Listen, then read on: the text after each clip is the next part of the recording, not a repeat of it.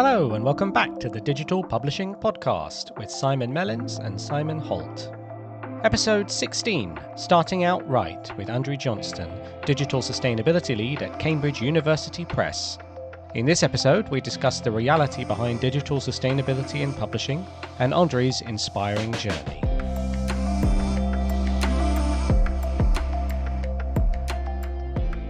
Welcome back to the Digital Publishing Podcast, returning after a busy conference season. Simon H., how have you been getting on? Doing really well, thank you. You have a good season?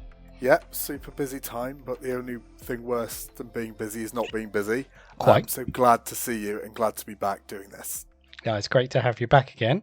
And this week we have a really interesting special guest, and it's somebody I've worked with before, so I'm just thrilled to have her here, presenting Andri Johnston. Andri is the Digital Sustainability Lead at Cambridge University Press and Assessment. Andri Johnston, welcome to the podcast. Thank you so much for joining us. Hi, thank you so much for having me. It's really exciting. It's really a pleasure. I mean, I worked with Andri back in Penguin Random House when she was a quality controller. We were both in the ebook operations team some years ago. But even then, it was entirely clear Andri was the sustainability person and I was the accessibility person. We'd already started to kind of carve out these interests. That's true. Yeah, that's true. So it's just super cool to see how you've shaped your career around that since then. So I really wanted to have you here to tell us all about that and what you're doing, as well as spill the tea a bit on the truth behind some of the sustainability questions that we all wonder about in this part of the industry. I wonder if you could first just tell us a bit about yourself and your current work for those who haven't come across you before. Yeah, sure. Thank you again for having me today. This topic I absolutely love talking about, so it's great. So I'm Andri. I'm as you said, the digital sustainability lead at Cambridge, as I'll refer to it, because otherwise it's way too long. Yeah. So I've been in this role for about 3 years now. And I'm really lucky in a sense that I got to marry up my passion for sustainability and publishing. There was a brief moment in my career where I thought of leaving publishing and just going into sustainability, but I'm so glad I got to kind of tie it up. I've always worked on the digital side of publishing. I studied publishing when I was in South Africa. I grew up in South Africa, lived in South Africa, and I studied publishing there. I started working in publishing on the trade side, and then my husband and I moved over to the UK, originally just for 18 months, and now it's 8 years later. I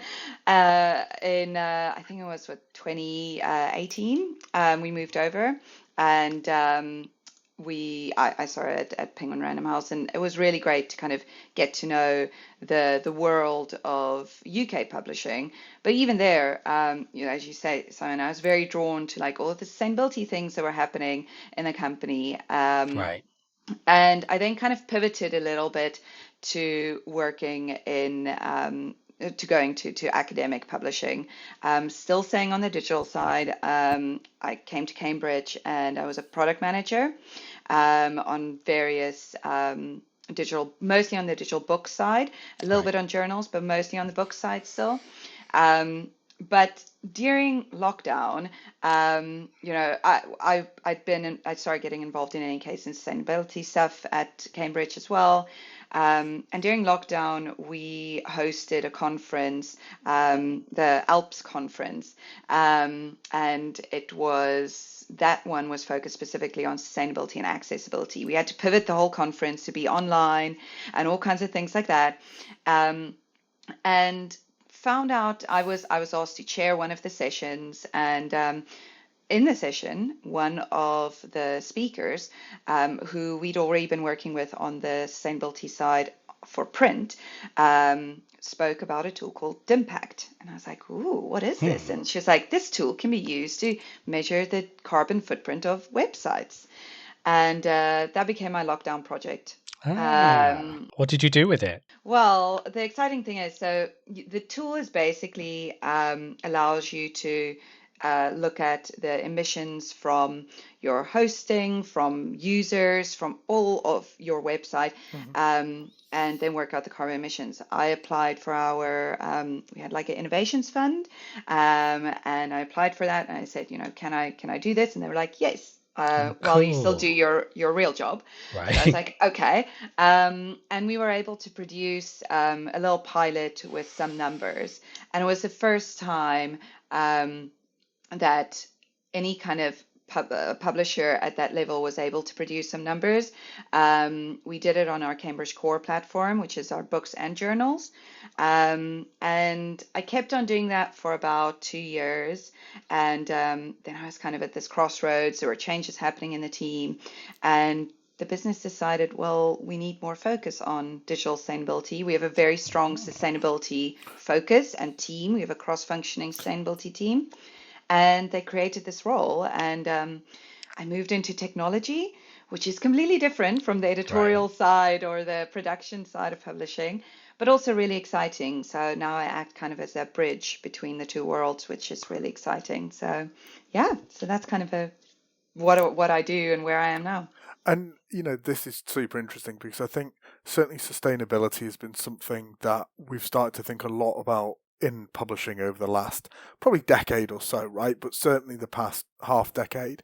And I think when people think about sustainability, a lot of the time what they're thinking about is print stuff, right? So, basically thinking about trees, right? So, thinking about paper-based things, supply chains, how far something's traveled, all of the kind of very physical forms of sustainability, right? And I think with AI, I think people are starting to understand that sustainability is a digital thing as well, right? And so how easy or difficult have you found it to explain what digital sustainability is specifically, and to really get people on board with that and explain that actually, the targets that we all have around print sustainability are great, but they're maybe only part of the story?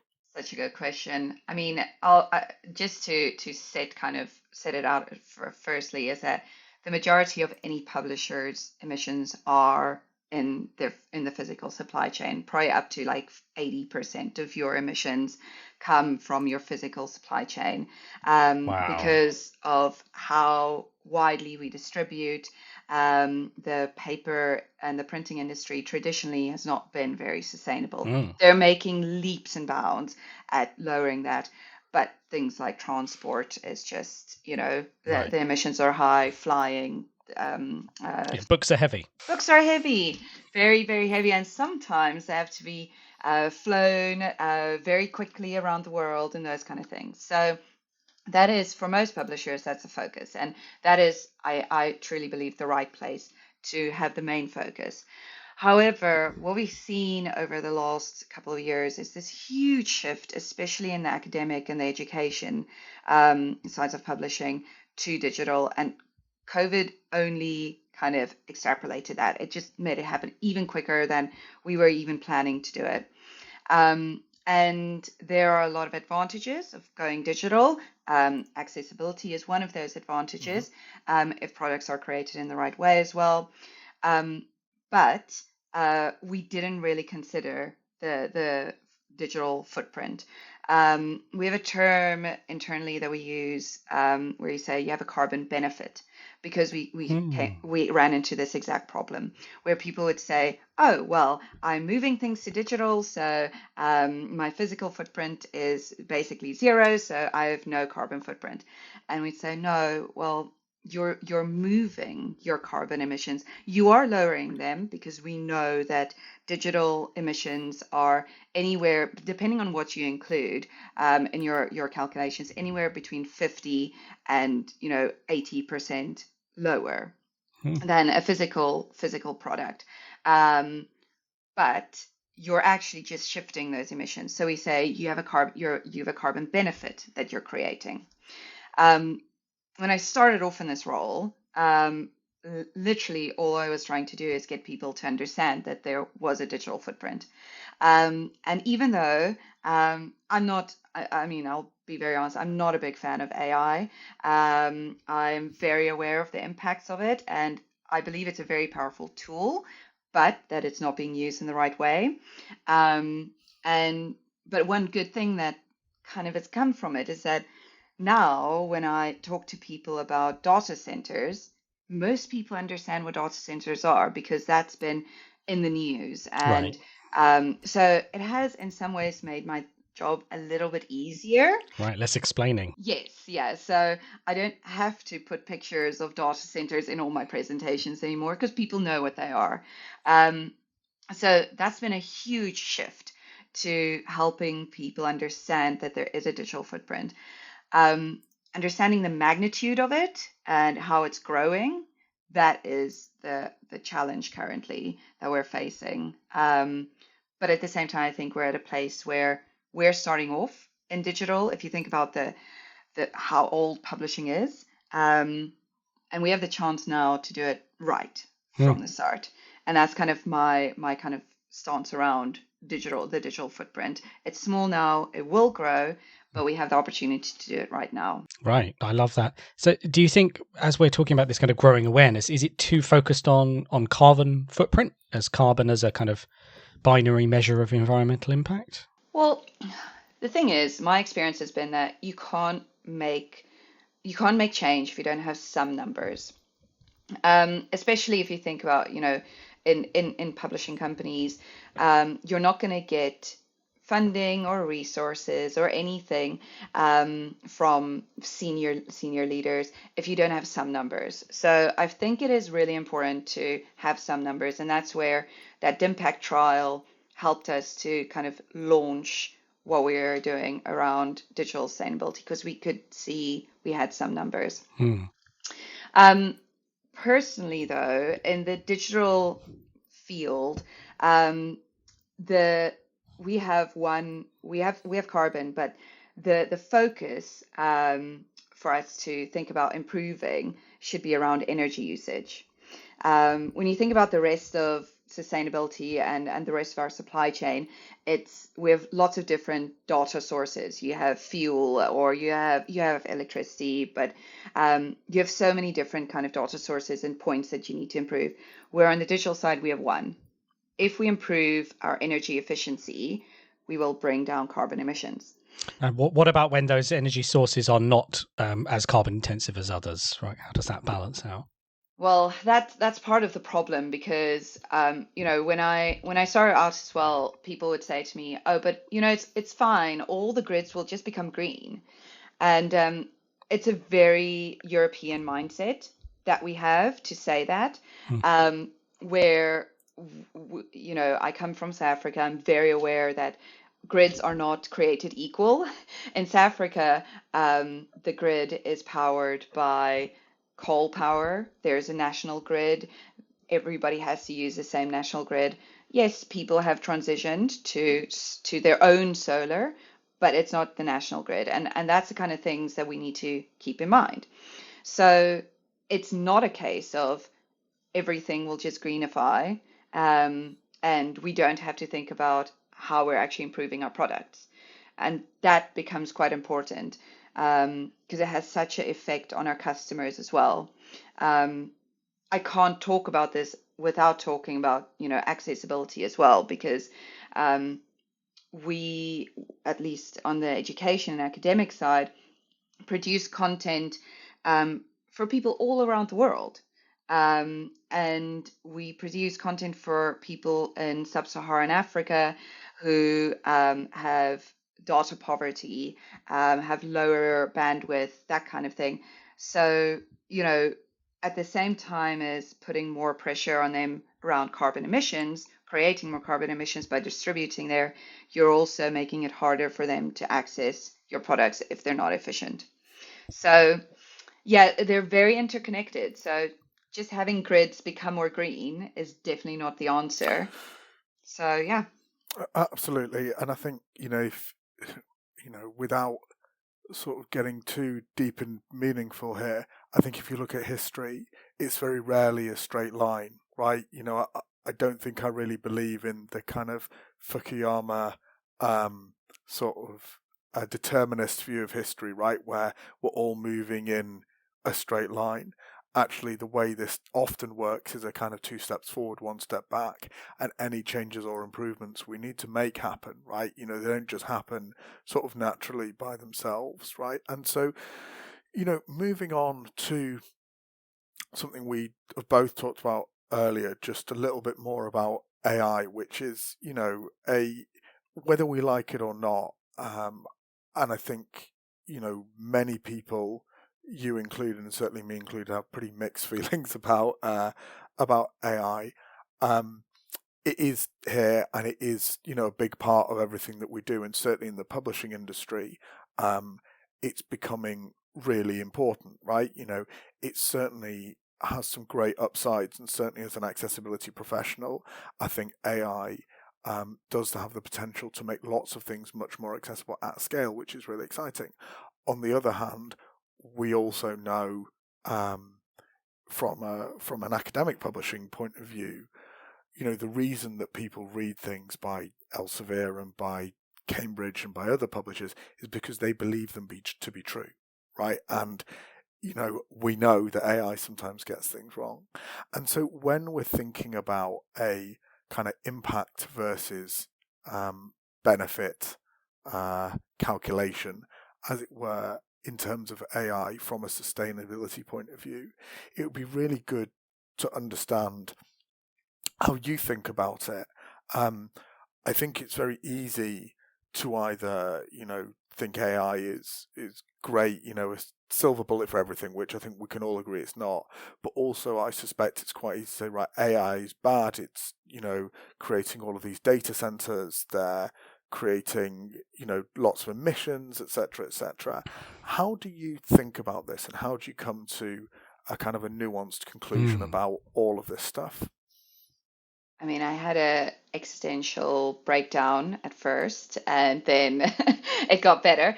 No, so I mean, AI has kind of loomed for quite a while, and what we found was that companies try to adopt really quickly, and they didn't really want to acknowledge that there was any kind of impact, whether it's environmental or social. But something that we started talking about in the DIMPACT group, so I'm also part of the DIMPACT strategy working group and their publishers working group, where we have a number of publishers and we share knowledge, etc. And we started talking about the net impact of AI. And we've had lots of conversations about that, where where are you starting off from, and where are you going, and how is it different from other media industries, for example, streaming or film or so on, because they use AI quite a lot as well. So you have to think about what are the advantages. In some cases, AI is going to make content more discoverable. It could save energy, because you could have something on the page that makes it quicker and easier for researchers, for example, to determine whether this article is what they need for their research. So there are some amazing things like that it can be used for, and that will add value to our customers, to and just in general. But there is also the impact side, and that's why I said AI is a very powerful tool. There is a lot of discussion going around about us not just talking about generative AI. We should be exploring opportunities of like what they're calling trad AI, so like traditional AI, more machine learning kind of stuff as well. And then obviously agentic AI, which you can also use to fulfill the same roles and same solve the same problems as you would with like generative AI. Generative AI is very energy intensive. So what we started doing at Cambridge is, it took quite a while, but I believe that just putting out guidance wasn't going to solve the problem. And we pushed quite hard to have some kind of statement that said we acknowledge there is an impact, but that we work hard to mitigate that. And that was one of the main things that we brought out at the beginning of the year, saying, we acknowledge there is an impact, and we have a couple of things that we commit to. And these things are drivers to start to understand the impact better. Things around working out the carbon emissions. That's something that my team is working on. What are the actual carbon emissions? Because then we can actually, again, have some numbers and compare things. Right, so getting real numbers and proper data. Exactly. Looking at our supply chains, for example. And then there's the education and the guidance pieces. So I do a lot of training and workshops with teams across the business to kind of help them understand how we can be more sustainable with AI. So one of the main things is we need to get terminology right. Never use the term sustainable AI, because AI is not sustainable, but we use terms like AI and sustainability, or AI for sustainability is obviously also something that gets used a lot in research, for example. But, guidance then on how can we use it more effectively. If we're using it to prompt, how can we prompt correctly? And we've got a whole set of guidance on there. The hard thing is we can't yet, and this is across the board with AI. It's not just in publishing. It's because it's such a new field. It's so unknown. There's so many unknowns. There's so much data being withheld from us from the hyperscalers. We can't yet tell you exactly what the carbon emissions are and compare that to the exact kind of carbon savings that if you've done something else. But we can start to kind of look at how we can just simply be more efficient. We can look at time and that kind of thing. Right, the tangibles. Yeah, we're still so early in this field, but I think one of the most important things is that we also debunk the myths around it, that people stop being scared to use AI and use it for the right things, or the right things for them. So that's kind of the route that I think we should start taking. Probably not make cat memes and things like that. But yeah. I know Simon, you're a big cat fan. So I've never used AI to make anything with a cat. I merely turn around and photograph my own. I think this is very interesting. But it reminds me of we interviewed George Walkley recently, the AI publishing consultant, and he said a similar thing about being specific about part of this, that there are a lot of very general statements made about all AI and all data centers, and that it is too generous to some and too harsh to others, because there's a wide variation out there. And I know that this issue around water is much more complex than it is sometimes portrayed as being. So I think it's really interesting that you've picked up on this idea that being as specific as possible. Right? What's your actual impact? Comparing what you're doing with AI to zero is probably not very relevant. It's what would you have done otherwise, right? And how does that balance out? And none of this is to say that there's no harm to AI, but I think it's so interesting to me when we actually try and make real information out of this instead of like 1,000-foot view generalizations. Are you finding that data part of it still difficult to do? Yeah, I think definitely because of we there's no set standard for calculating carbon emissions for AI.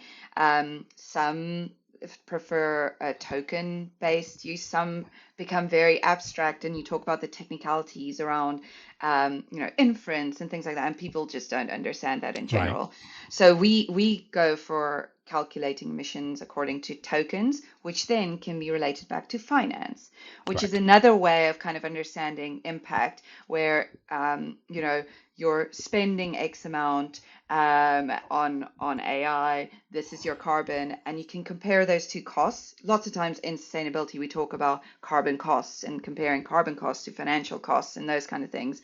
It's an easier way to then kind of understand it. But like I said, there's so much data missing. We don't know the hardware that the majority of AI runs on. The hyperscalers are so closed off around what things are running on. And that makes it really hard. If we don't know what type of hardware things are running on, we don't know how much energy it's using. So we can't make informed choices. Yeah, Yeah. Yeah. We also, just in general, in the digital sustainability space, the hyperscalers, the cloud providers are not very forthcoming with where their data centers are. They're all named very vaguely, like EU West 1 5, things like Yeah. that. And for if especially in publishing, where not all publishers have huge technology teams. It's just not the area that we're going to pour our money into, really. Hmm. So, if you don't have a specialist working in like cloud, they're not necessarily going to know to choose a data center that is in a greener area, Right. because it's just easy. They've made it so easy for us that we wouldn't even think of going in and asking them. We can ask them to change it, but it needs to come from the customer. And that's still something that we're trying to push a lot against, because that shouldn't be the default, that it needs to come from the customer to ask to go to a greener area. Right. And it's this exact same with AI, just multiplied, because it's we're using so much more energy for it. So you Hmm. want to run it in a more green area, but it's just not something that necessarily is told or people Right. know of. Hmm. So, yeah. You talked about the need to kind of quantify this, particularly when you're talking about it internally. And this is something Simon and I are certainly familiar with accessibility work, that sometimes you need to quantify impact, or God forbid, quantify how it works with cost. It can be quite difficult to do. All of these, the cost to benefit when you're talking about these things is difficult and sometimes negative, because we're trying to do the right thing, and that sometimes costs money. But it's certainly familiar to us. Simon, do you have any reflections on that? I think, what would I say about that? I think different people will have different metrics, right? And I think it really depends what your goals are as an organization. It's quite hard to quantify people. And I think what I would say about any of this stuff is, what do we want to do? Is this about impact on a lot of people, or is this about really changing the life and access to education for a few people, right? And both are valid. I think that hopefully, as we get more educated about all of these things, sustainability, accessibility, etc., we're able to be a bit more nuanced and a bit less rigid in what some of these metrics are. And I suppose that I would kind of ask to kind of follow on, when we're thinking about sustainability, the scene has changed a lot, as I mentioned, the last decade or so, right? Like, how do you think it has changed in terms of the kinds of questions that have been asked? And what has surprised you in terms of when you think about where we were when we were having these discussions a few years ago compared to where we are now? Well, I think that when I kind of started out on this, the main question we would ask in the publishing industry around sustainability is our paper FSC certified? Yeah. That was like the gold standard. Like, my paper is FSC certified, and then I'm good. Where we know that there's lots of hurdles around that as well. Even just knowing whether how much recycled paper is in the mixed category around FSC is almost impossible to know. So we went from looking at very specific things at the beginning of like the sustainability journey in publishing.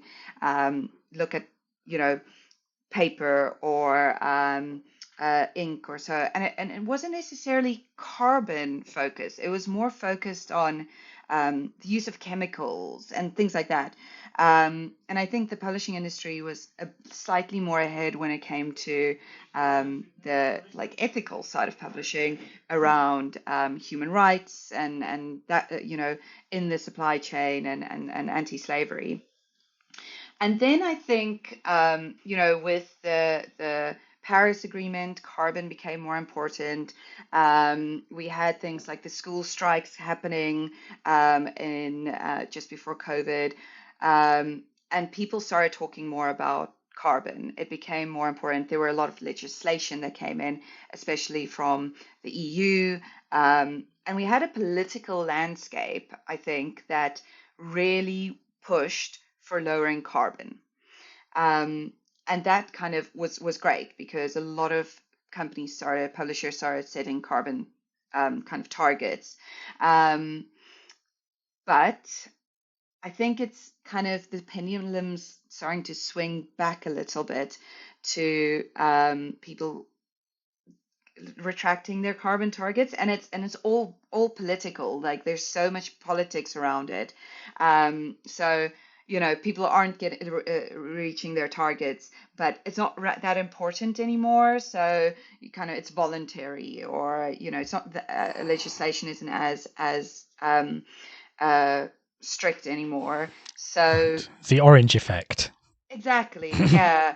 And I think that's a bit frustrating for us in the sustainability area because we've been able to use carbon as a proxy for change to say these are our carbon emissions. We want to make all of this change in any case because it is going to save us money. Like you might invest a little, like upfront, but then we know it's going to save us money. In the cloud, for example, we know that if we change how we're doing our architecture in the cloud, we can save quite a lot of money. But it's hard to look for that from a financial perspective. Right. But you can do that from a carbon perspective. Right. And it can be over many, many years, right? Which is harder to get by a finance team who are looking year to year. Yeah.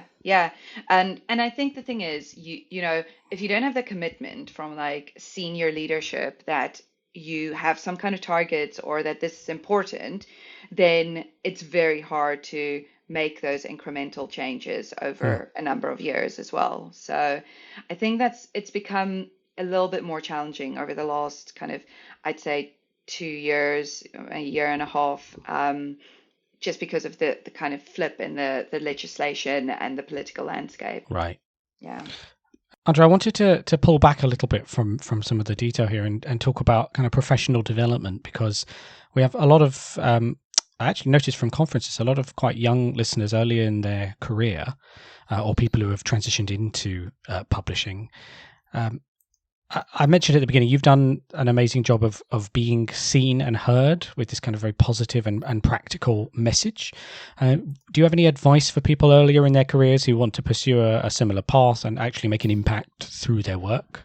Yeah, so I said I studied publishing. I kind of always knew I wanted to go into publishing, but I'll be honest, like I really struggled to find my feet for a long time. I felt very frustrated because I would be doing things and be like, this isn't exactly kind of what I want to do. But I think what I realized is that when you're passionate about something, you can bring that into the publishing industry as well. I think that's what makes it such a great industry. It's not just about editing books. Like I always knew I would not be able to be an editor. It's just, I'm not. It's not something I would be able to do. But bringing in my passion for sustainability was really great. It was really hard work kind of getting to this point. Like I'll be completely honest about that because like I said, I started doing this sustainability work alongside my day job. And I think that's really hard, and kind of to do that, it takes a lot of extra time. What's really important is that if you are doing that, that your manager sees that and that your company sees that. Because I have been at places where I did, extra things and then it doesn't get recognized. And, that's the kind of place that's not going to help you grow. So then it's probably better to take all of that learning and go somewhere else where it will be acknowledged.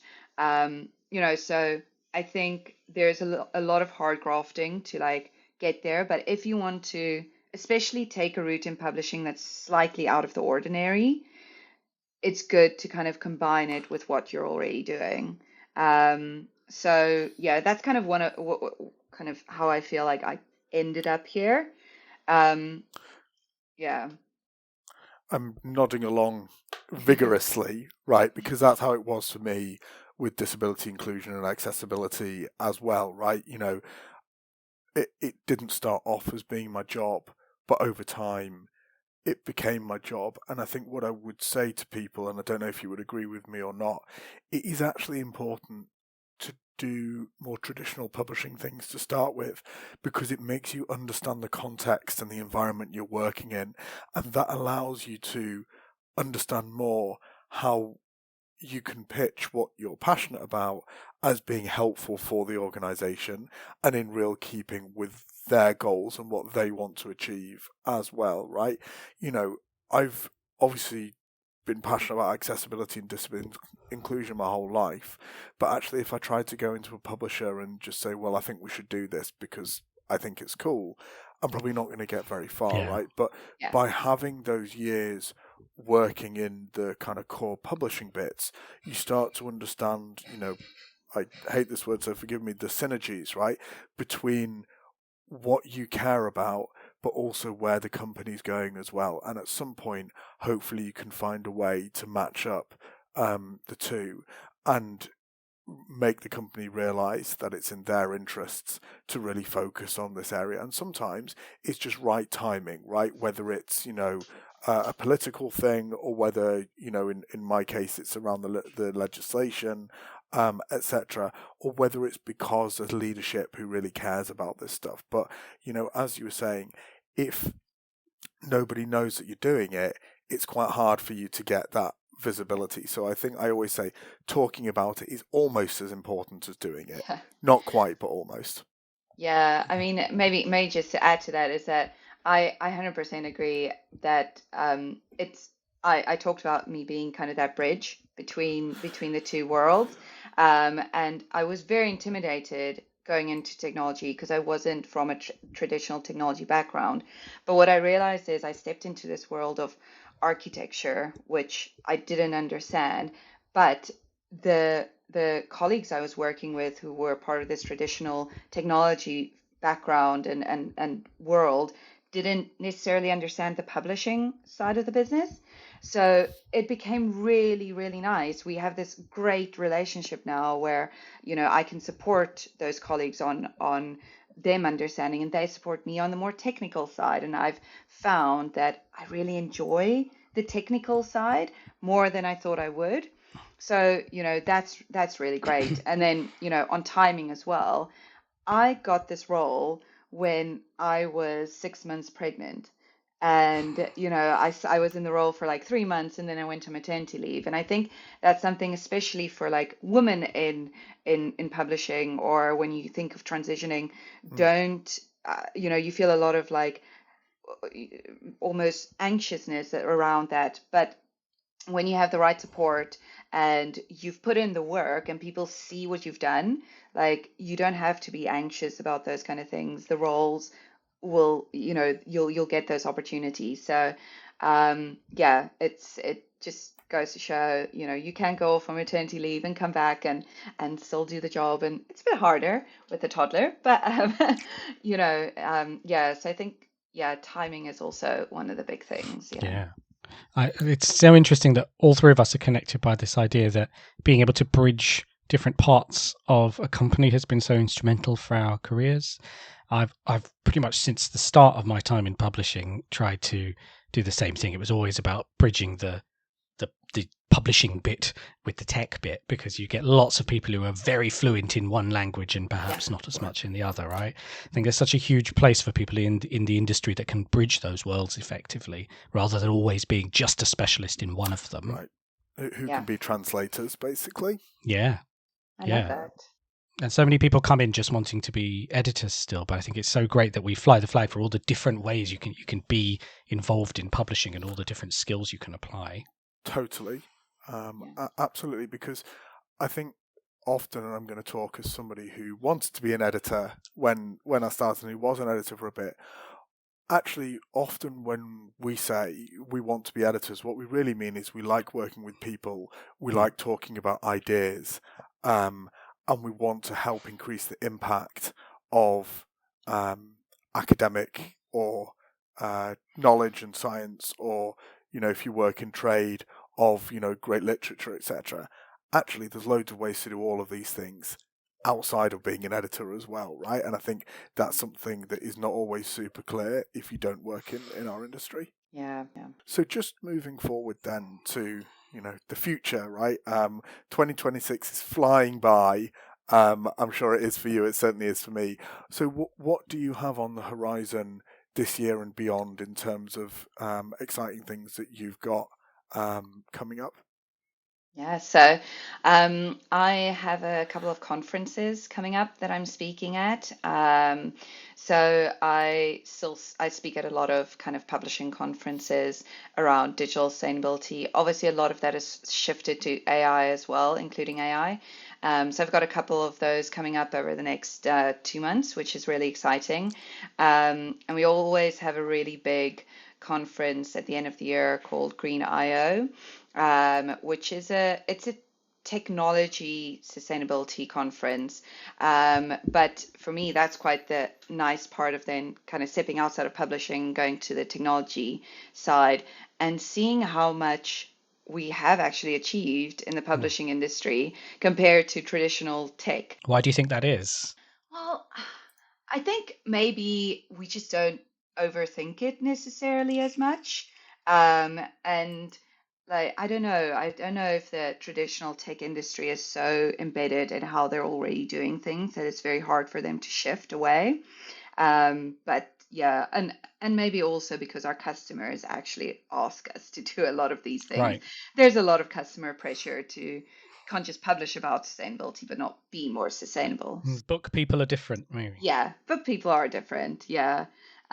We think we move slowly, but actually, I tend to find that's not really true. Um, so yes, I have that coming up. Work-wise, like I said, my team is working on doing carbon emissions calculations for AI. So that's really exciting. And we've also actually just finished a life cycle analysis, comparing a print and a digital exam, which we'll be Very publishing cool. publicly over the next couple of months, which is really exciting, super insightful. And yeah, I don't think anything's been done to this level. I know The Economist has done a assessment on their print and digital magazines, but yeah, in the more kind of education space, this is really, really exciting. That's so cool. So yeah, and otherwise, just, family and raising a 2.5-year-old who's absolutely crazy. But yeah, I think she's why I do this work. So yeah. It's an inspiring note to finish on. Just in case anybody has more questions, wants to get in touch, or just follow along with all the things that you're doing, what's the best way to find you? LinkedIn is probably the best place. I try my best to keep things up to date there. So you can just search for Andri Johnston. I'm the only Andri Johnston on there. And yeah, I try to post as much as possible around well, digital sustainability, and AI, and especially I love posting about AI and copyright because that's still like something from like the traditional publishing side that I love. So yeah, It's rather fraught. yes, yeah. So yeah, please reach out. Yeah, happy to chat. Fantastic. Andri, thank you so much for joining us. This is our second sustainability episode. We interviewed Jonathan Griffin a little while back. And this is really a topic that I want to keep us coming back to and kind of keep abreast of changes in industry perspective and in kind of impact realities and all stuff like that. So I'm really grateful for you helping us to keep a sense of perspective about what's actually going on. No, thank you so much for inviting me. I think it's great, and it's great that the publishing industry is so interested in sustainability and love sharing all of it. So thank you so much. Brilliant. Thank you so much. Simon, any parting words? I think that was great. I learned a lot. And I think with all of these things, sustainability and how we think about sustainability is changing and evolving really quickly. And I think it's important that we always keep continuing these conversations, learning and challenging each other as well, because, with all of these things, there's no such thing as magic bullets or instant solutions. Brilliant. Thank you so much, Simon, and thank you again, Andri. If anybody is not already, then please do remember to subscribe to the Digital Publishing Podcast. It's available on every major podcasting service and via RSS. And we will see you next time. So thanks again for listening to the Digital Publishing Podcast.